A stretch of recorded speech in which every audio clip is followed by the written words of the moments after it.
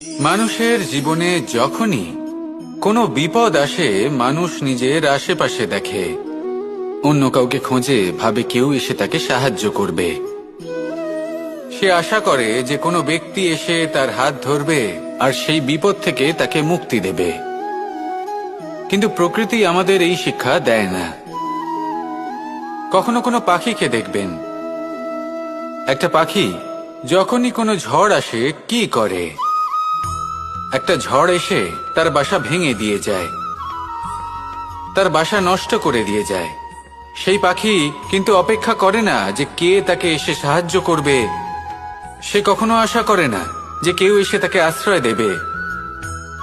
সে নিজেই কর্ম করে, একটা একটা করে খড়কুটো সে আবার জড়ো করে আর নিজের বাসা পুনর্নির্মাণ করে।